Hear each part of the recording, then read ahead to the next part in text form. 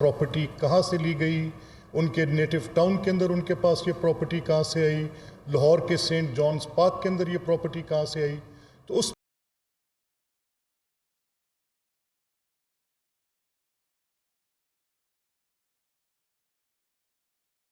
आज मेरे पास बैठे हैं और मैं एक मैसेज देना चाहता हूं कि ये तो टैक्स मैटर्स हैं and he sitting on the bench. तो आई वॉज टेकन अबैक। मैंने कहा कि मैं देखूं कि शायद मेरा हाफजा कमज़ोर पड़ गया है कि मैं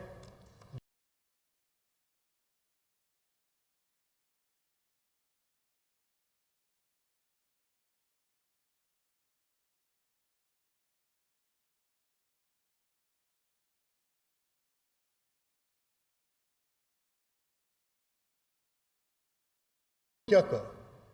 तो उस जजमेंट में ये कहते हैं कि वी आर द जजेस और we live in glass houses.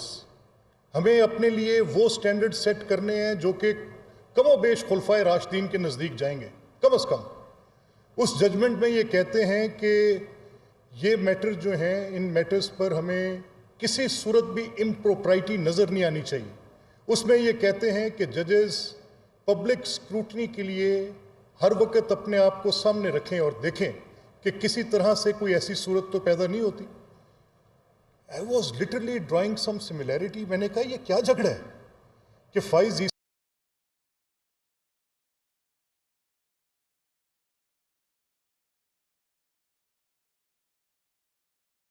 Allegations पे जो कि वो टैक्स मैटर की बात करके यहां, तो फिर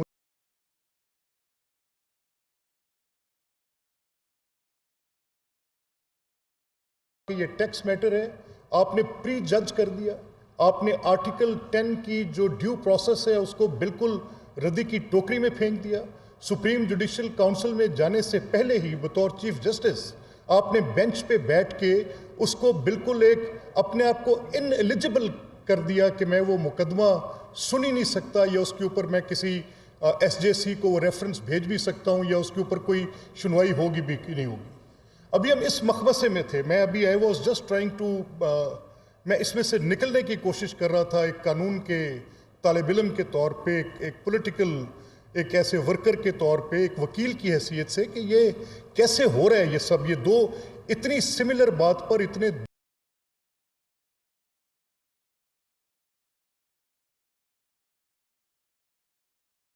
अभी मैं इस मखमसे में हूं तो मुझे ये पता चलता है कि आइन की तशरीह कैसे होगी। यानी एक इख्तियार जो कि ट्राइकोटमी ऑफ पावर्स, मैं आपको लेक्चर नहीं करूंगा, मैं आपका वक्त ज़ाया नहीं करूंगा। आपको पता है कि हमारा आइन उस पर बेस्ड है।